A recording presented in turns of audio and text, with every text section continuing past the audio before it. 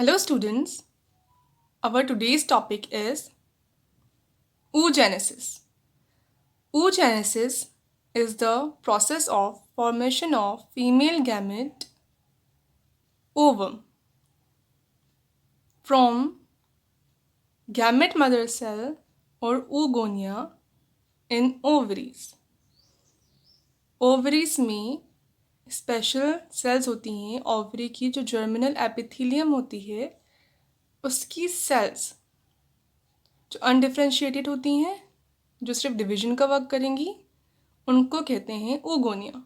वो आगे जाके oogenesis के प्रोसेस के थ्रू ओवम फॉर्म करते हैं। अब स्पर्मेटोजेनेसिस की स्टडी कर ली थी। स्पर्मेटोजेनेसिस कब स्टार्ट होगा? At the age of puberty. Puberty पर स्टार्ट होता है पूरा स्पर्मेटोजेनेसिस का प्रोसेस। बट oogenesis का प्रोसेस स्पेशल होता है। ये कब स्टार्ट होगा? Before the birth of a female ही स्टार्ट हो जाएगा oogenesis। यानी जब फीमेल एम्ब्रियो डेवलप होता है तभी उसकी ओवरीज में oogenesis का प्रोसेस स्टार्ट हो जाता है। फिर वो एक सर्टन स्टेज तक आकर रुक जाता है, पॉज हो जाता है। उसके बाद वो रीस्टार्ट कब होगा? अगेन जब प्यूबर्टी आएगी तब जाके वो प्रोसेस रीस्टार्ट होगा। तो स्टार्ट कब हो गया वो? Before birth in female foetus, in the ovaries of female foetus. उसके बाद वो रुक जाएगा, पॉज आ जाएगा। उसके बाद बर्थ होगा, फीमेल बर्थ। उसके बाद जब प्यूबर्टी की स्टेज आएगी तब वो रिज्यूम होगा।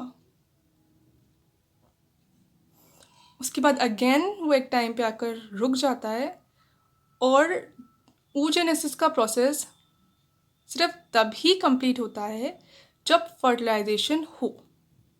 अगर फर्टिलाइजेशन नहीं हो रहा तो oogenesis का प्रोसेस कंप्लीट नहीं होगा और ओवम फॉर्म नहीं होगा। अब oogenesis की प्रोसेस को भी अपन 3 फेजेस में डिवाइड कर सकते हैं: multiplicative phase, growth phase and maturation phase, जैसे स्पर्मेटोजेनेसिस में किया था। बट ये फेजेस oogenesis में इतनी क्लियर नहीं होती, इनकॉन्स्पिशियस होती हैं। अपन क्लियरली उनको नहीं कह सकते कि यहाँ तक क्या है, ये मल्टीप्लिकेटिव फेज़ है या यहाँ तक ग्रोथ फेज़ है, यहाँ तक मैच्योरेशन फेज़ है। ये इनकॉन्स्पिशियस होती हैं। क्लियरली अपन डिस्टिंक्ट नहीं कर सकते कि ये यहाँ तक ख़त्म होगी, यहाँ से दूसरी फेज़ स्टार्ट होगी। अब फर्स्ट फेज़ कौन सी है? Multiplicative phase. मल्टीप्लिकेटिव फेज़ में जो ओवरी की जर्मिनल एपिथेलियम है उसकी सेल्स oogonia डिवाइड होना स्टार्ट कर देंगी। ये डिवाइड होती जाएंगी माइटोसिस के थ्रू और सेल्स को प्रोड्यूस करती जाएंगी। ऐसे सेल्स का नंबर इंक्रीज होता जाता है। अब ऐसे डिवाइड करते करते कपल ऑफ मिलियन सेल्स तक प्रोड्यूस हो जाती हैं, यानी 2 मिलियन सेल्स तक प्रोड्यूस हो जाती हैं। यानी कितने oogonia बन गए at the end? Multiplicative phase चल रही है, इसमें एट द एंड कितने oogonia फॉर्म हो जाएंगे? 2 मिलियंस तक oogonia फॉर्म हो जाते हैं। ठीक है, तो ये oogonia है, इसने डिवीजन स्टार्ट किया।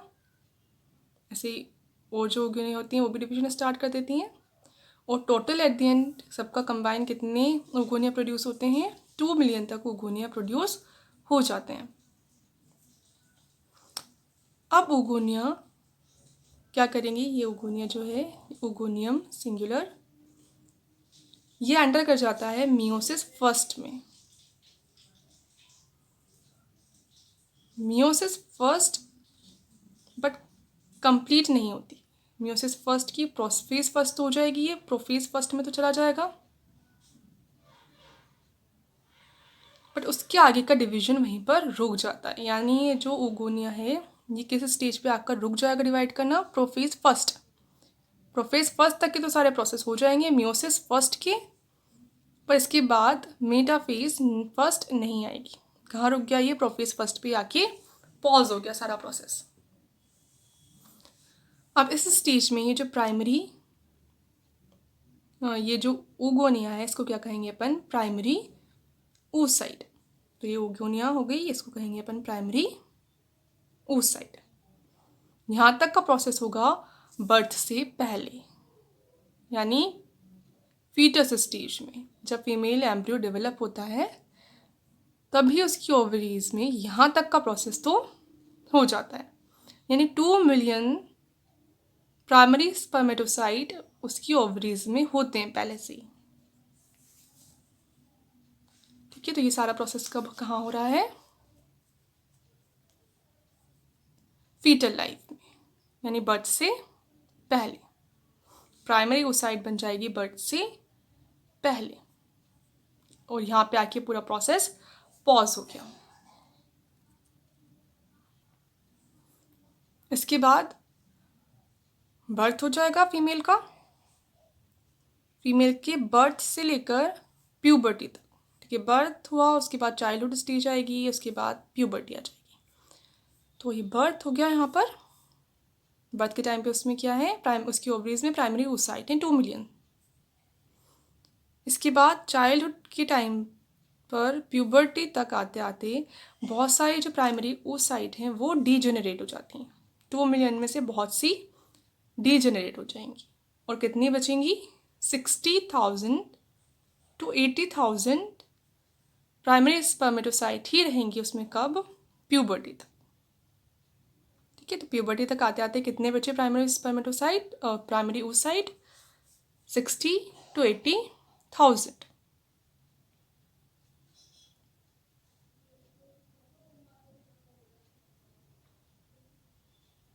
अब ये जो प्राइमरी oocyte है, प्राइमरी oocyte की चारों तरफ आकर कुछ सेल्स, वो सेल्स भी कहाँ से डिराइव होती हैं? जो जर्मिनल एपिथेलियम है उसी से डिराइव होकर आती हैं सेल्स, उनको कहते हैं ग्रेन्युलोसा सेल।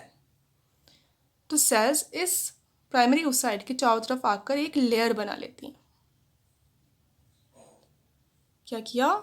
जर्मिनल एपिथेलियम की सेल्स ही क्या करेंगी?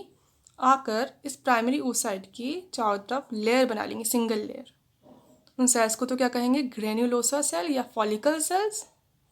और अब पूरे स्ट्रक्चर को, पूरी एक जो लेयर है उसको, प्लस उसके अंदर जो प्राइमरी oocyte प्रेजेंट है उसको पूरे को ही क्या कहेंगे? Primary follicle.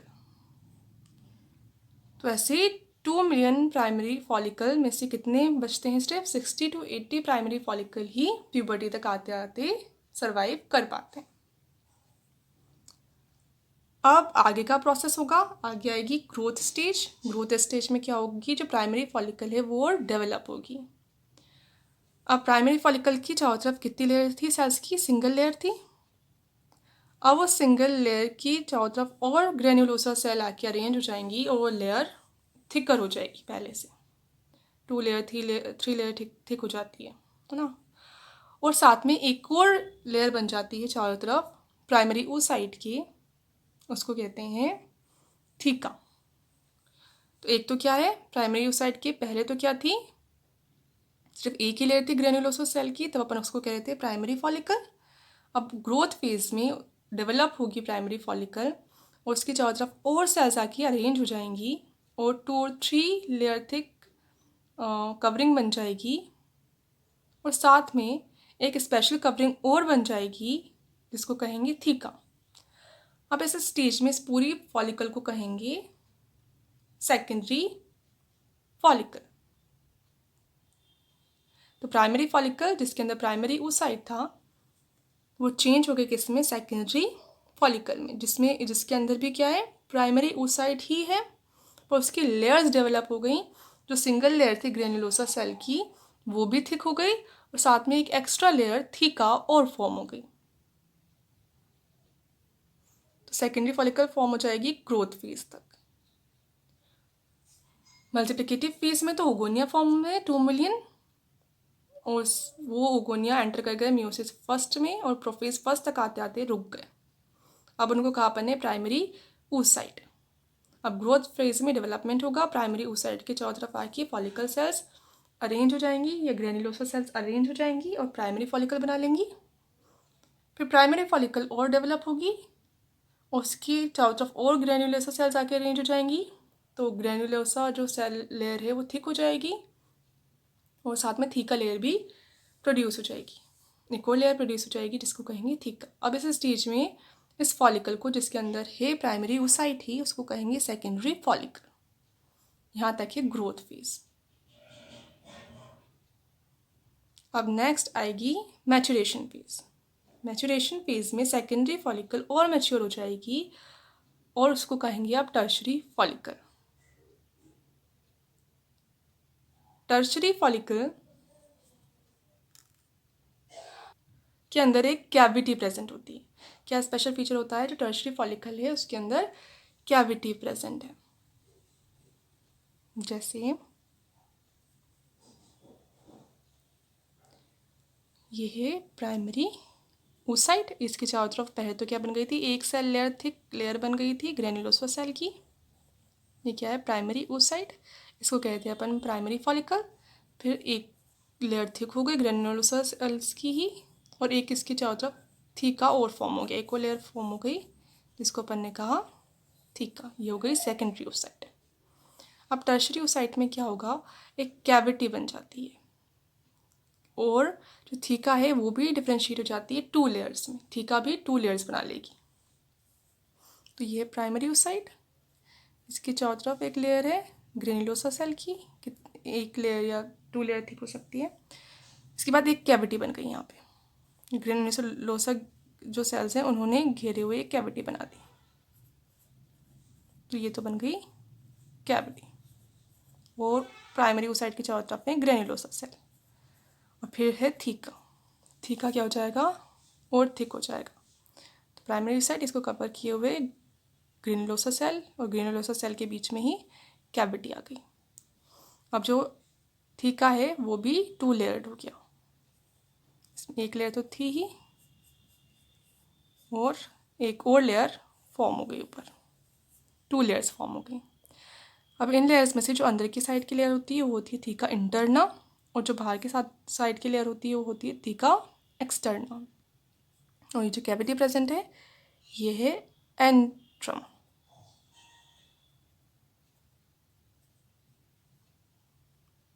ठीक, अब इसको कहेंगे टर्शरी फॉलिकल। तो मैचुरेशन फेज में सेकेंडरी फॉलिकल और डेवलप हो जाएगी, उसके अंदर कैविटी बन जाएगी, और थीका जो है वो भी 2 लेयर्स में डिफ्रेंशिएट हो जाएगी, theca interna and theca externa. इस स्टेज में इसको कहेंगे टर्शरी फॉलिकल।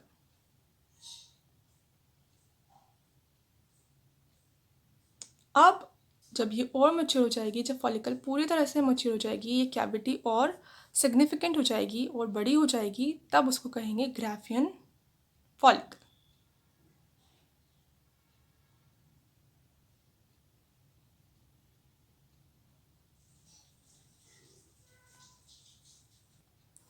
देखो पहले क्या है, टर्शरी फॉलिकल ही है।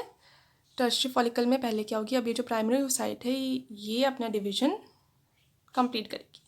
कहाँ पर आ गई ये सारा प्रोसेस कब हो रहा है, प्यूबर्टी के बाद हो रहा है। प्यूबर्टी से पहले तक तो क्या हो गया था, जो प्राइमरी, नाउ ये जो टर्शरी फॉलिकल है, टर्शरी फॉलिकल के अंदर जो प्राइमरी oocyte है वो अपना आगे का डिवीजन रिज्यूम करेगी। प्रोफेज फर्स्ट की स्टेज में थी, तो प्रोफेज फर्स्ट की आगे हो जाएगी metaphase first, anaphase first, then telophase first, then cell cytokinesis, cytoplasm divide हो जाएगा, 2 सेल्स फॉर्म हो जाएंगी। तो प्राइमरी oocyte डिवाइड होकर क्या क्या फॉर्म कर लेगी, प्राइमरी oocyte प्यूबर्टी के बाद डिवाइड होकर मियोसिस फर्स्ट के थ्रू फॉर्म करेगी एक स्मॉलर सेल एंड एक comparatively larger cell. Smaller cell तो होगी फर्स्ट पोलर बॉडी, और जो लार्जर सेल है वो होगी सेकेंडरी oocyte। अब प्रोफेज फर्स्ट में जो ये प्राइमरी oocyte थी ये थी डिप्लॉइड। अब मियोसिस फर्स्ट होगा तो मियोसिस फर्स्ट होता है रिडक्शन डिवीजन, यानी इसमें number of set of chromosome half रह जाएगा, या नंबर ऑफ क्रोमोसोम हाफ रह जाएगा। कितने सेट्स रह जाएंगे, सिर्फ सिंगल सेट रह जाएगा। तो न्यूक्लियस कैसा हो जाएगा, हैप्लोइड हो जाएगा और 2 सेल्स फॉर्म हो जाएंगी।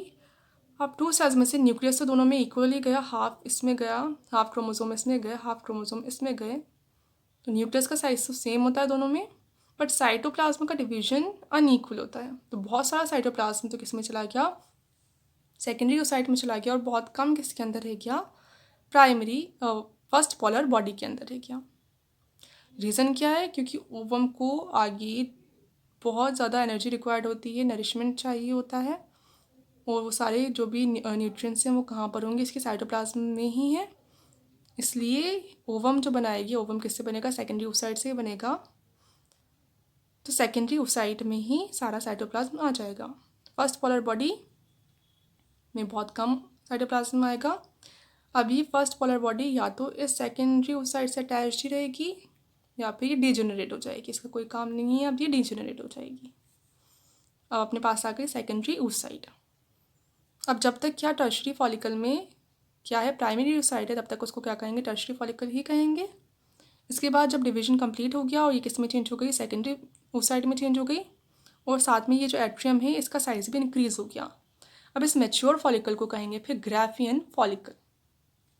तो टर्शरी फॉलिकल डेवलप हो जाएगी, उसके अंदर जो प्राइमरी ओसाइट है वो डिवाइड हो जाएगा, सेकेंडरी ओसाइट फॉर्म कर लेगा, और एट्रियम का साइज इंक्रीज हो जाएगा, कैविटी इंक्रीज हो जाएगी। अब उसको कहेंगे ग्राफियन फॉलिकल। तो ये है structure of the Graafian follicle. इसके अंदर देखो ये है अपना ओवम, सेकेंडरी ओसाइट, ये जो मेन सेल है ये वाली सेल है सेकेंडरी ओसाइट। इसके चारों तरफ अब एक होता है स्पेस, थोड़ी सी खाली जगह होती है, उसको कहते हैं पेरिविटिलाइन स्पेस। ये जो थोड़ी खाली जगह है ये पेरिविटिलाइन स्पेस, ये आगे फर्टिलाइजेशन के टाइम पे काम आता है। अब इसके चारों तरफ एक और लेयर प्रोड्यूस हो जाती है जिसको कहते हैं जोना पेल्यूसिडा। ये एक और जो लेयर दिख रही है डार्क कलर की, ये है जोना पेल्यूसिडा। तो सेकेंडरी ओसाइट के चारों तरफ एक और लेयर बन जाएगी जिसको कहेंगे जोना पेल्यूसिडा। जोना पेल्यूसिडा और जो सेकेंडरी ओसाइट की सेल मेम्ब्रेन है इसके बीच में जो स्पेस है वो है पेरिविटिलाइन स्पेस। इसके चारों तरफ क्या है, ग्रेनुलोसा सेल्स अरेंज्ड है, और ग्रेनुलोसा सेल्स की अदर लेयर्स के बीच में एक कैविटी है, एट्रियम, एंट्रम, और बाद में ऊपर है थीका। थीका कैसी है, डबल लेयर है, 2 लेयर्स हैं, एक तो ये वाली लेयर दिख रही है और एक ये वाली लेयर दिख रही है। ये थीका एक्सटर्नल, थीका इंटरनल। तो ये है मैच्योर ग्राफियन फॉलिकल जिसके अंदर प्रेजेंट है सेकेंडरी oocyte। अब यहाँ तक का डिवीजन होगा, एक बार मियोसिस फर्स्ट हो गया उसके बाद सेकेंडरी oocyte बन गई। अब ये जो सेकेंडरी oocyte है ये मियोसिस सेकेंड स्टार्ट करेगी, और मियोसिस सेकेंड की इसमें प्रोफेज सेकेंड हो जाएगी, मेटाफेज सेकेंड होगी, बट उसके आगे के स्टेजेस नहीं होंगी। फिर मेटाफेज सेकेंड में आकर ही यहाँ अब जो डिवीजन है वो रुक जाएगा।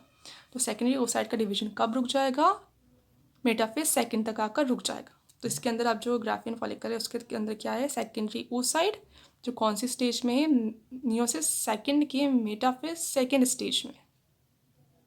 अब इसके आगे का डिवीजन नहीं होगा। कब होगा इसके आगे डिवीजन, अगर फर्टिलाइजेशन होता है तो ही सेकेंडरी oocyte डिवाइड करेगी मियोसिस सेकेंड के थ्रू, अदरवाइज डिवाइड नहीं करेगी। अभी जो ग्राफियन फॉलिकल है इसके अंदर से सेकेंडरी oocytes बाहर रिलीज हो जाएगी। तो रिलीज को क्या कहेंगे, ओव्यूलेशन। तो the release of secondary oocyte from Graafian follicle is called ovulation. तो ये रप्चर हो जाएगी, जो ग्राफियन फॉलिकल है ये पूरी रप्चर हो जाएगी, और इसके अंदर इतना सेकेंडरी oocyte प्लस सम ग्रेनुलोसा सेल ये रिलीज हो जाए, ठीक है, इतना पोर्शन बाहर निकल जाएगा, इसको कहेंगे ओव्यूलेशन। अब कभी कभी क्योंकि आगे का जो डिवीजन है वो फर्टिलाइजेशन होगा उसी केस में होगा, अदरवाइज नहीं होगा, तो कभी कभी सेकेंडरी oocyte को ये क्या कंसिडर कर लेते हैं, ओवम कंसिडर कर लेते हैं, और क्या कह देते हैं इसी को ही ओवम, ठीक है। अपन कहते हैं ओव्यूलेशन क्या है, रिलीज ऑफ ओवम। तो ओवम तो बना ही नहीं, क्या रिलीज हुआ है, सेकेंडरी oocyte ही रिलीज हुआ है, उसी को क्या कहेंगे अपन, ओव्यूलेशन। और इसी को कंसिडर कर लेते हैं, कभी कभी बहुत सी बुक्स में किया हुआ रहता है ओवम कंसिडर किया हुआ रहता है, ठीक है। ओव्यूलेशन का प्रोसेस हो गया, ये रिलीज हो गई। अब रिलीज़ होने के बाद कहाँ जाएगी ये? फैलोपियन ट्यूब में जो ओविडक्ट है वहाँ पे चला जाएगा। क्या? ये सेकेंडरी oocyte। वहाँ पे जाके अगर ओविडक्ट के अंदर फर्टिलाइजेशन होता है तब इसका जो मेटाफेज सेकंड है वो रिज्यूम होगी, फिर उसके बाद एनाफेज सेकंड होगी, टीलोफेज सेकंड होगी और सेल डिवाइड हो जाएगी। तो अगर फर्टिलाइजेशन होगा इसके बाद तब ये स्टेज होगी, अदरवाइज नहीं होगी। तो अब इसमें मान लेते हैं अपन क्या हो गया, फर्टिलाइजेशन हो गया। तो जैसे ही स्पर्म एंटर करेगा, अब पहले स्पर्म एंटर करेगा, जैसे ही एंटर करेगा वैसे ही रिज्यूम हो जाएगा। दोनों के न्यूक्लियस के मिलने से पहले जैसे बस एंटर ही किया वैसे ही रिज्यूम हो गया। वो मेटाफेज सेकंड हो गई, जल्दी से एनाफेज सेकंड हो गई, टीलोफेज सेकंड हो गई, उसके बाद साइटोकाइनेसिस हो गया और टू न्यूक्लियर फॉर्म हो गए, है ना। और टू सेल्स, मान लो टू सेल्स फॉर्म हो गई। सेकेंड पोलर बॉडी एक तो जो कंपेरेटिवली स्मॉलर होती है, रीज़न वही है क्योंकि ओवम को नरिशमेंट चाहिए। और सेकंड जो हो जाएगा ओवम। अब ओवम को अगर अपन इसको ही ओवम कह दें तो फिर कन्फ्यूजन हो जाएगी, इसलिए ओवम को फिर कभी कभी क्या कहते हैं, ऊटेड कह देते हैं। ठीक है तो क्या ये है सेकेंडरी oocyte, ये है अपना ओवम। बट किन्हीं केसेस में क्योंकि ओवम के बनने के चांस सिर्फ फर्टिलाइजेशन के बाद ही हैं, इसलिए इसी को ओवम कंसिडर कर देते हैं। फिर डिफ्रेंशिएट करने के लिए ओवम को क्या कह देते हैं, ऊटेड कह देते हैं।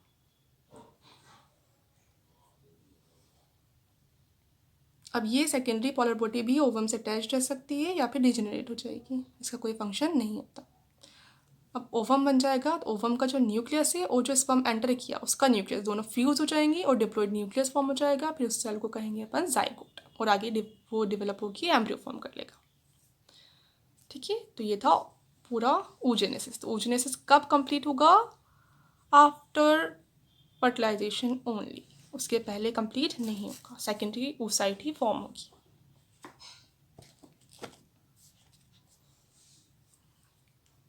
अब ये है ओगोनिया, ओगोनियन या फिर प्राइमरी oocyte मान लो इनको। इनकी चारों तरफ लेयर बन जाएगी तो प्राइमरी फॉलिकल फॉर्म हो जाएगी, लेयर डबल लेयर हो जाएगी, थीका फॉर्म हो जाएगा, सेकेंडरी oocyte सेकेंडरी फॉलिकल बन जाएगी, फिर इसमें कैविटी बन जाएगी और जो टू लेयर डिफ्रेंशिएट हो जाएंगी थीका की तो उसको कहेंगे फिर अपन टर्शियरी फॉलिकल। अब इसके अंदर जो प्राइमरी oocyte है ये डिवाइड होकर secondary oocyte and polar body, first polar body form कर लेगा और कैविटी एनहेंस हो जाएगी। अब इसको कहेंगे ग्राफिन फॉलिकल। अब इसके अंदर जो सेकेंडरी oocyte है with some granulosa cell layer cells release हो जाएगा जिसको कहेंगे ओव्यूलेशन। अब इसको देखो ओवम शो किया हुआ है, बट क्या है ये सेकेंडरी oocyte। तो ये हो गया ओव्यूलेशन का प्रोसेस। जर्मिनल एपिथेलियम कौन सी इसकी, ये जो आउटर एपिथेलियल लेयर है ये है, इसके सेल्स ही ओगोनिया है और ओगोनिया से आगे के सारी जो डेवलपमेंटल स्टेजेस हैं वो बनेंगी। अब ओवम तो रिलीज हो गया, अब ये कहाँ जाएगा, ओविडक्ट में जाएगा। फर्टिलाइजेशन हो गया तो आगे का डेवलपमेंट होगा, नहीं तो फिर ये ओविडक्ट से होता हुआ कहाँ चला जाएगा, यूटेरस में। फिर मेंस्ट्रुअल साइकिल मेंस्ट्रुअल फ्लो के साथ रिलीज हो जाएगा या डिजेनरेट हो जाएगा। अब ये जो रहेगी, जो ग्राफिन फॉलिकल बची रहेगी, अब इसको क्या कहेंगे, कॉर्पस ल्यूटियम। अब ये क्या करेगी, रिलीज करेगी, हार्मोन रिलीज करने का वर्क करेगी। ठीक है, आप पढ़ चुके हैं हॉर्मोन्स प्रीवियस क्लास में। तो कॉर्पस ल्यूटियम हार्मोन सीक्रेट करती है। ये पूरा प्रोसेस था oogenesis का।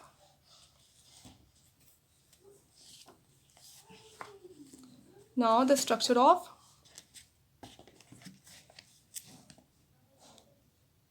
सेकेंडरी oocyte जो रिलीज हुआ। ठीक है, सेकेंडरी oocyte रिलीज हुआ तो उसका स्ट्रक्चर तो यही है, ओवम है, ये मेन सेल है, इसकी layer cell membrane, plasma membrane, इसके अंदर न्यूक्लियस है, बहुत बड़ा न्यूक्लियस होता है।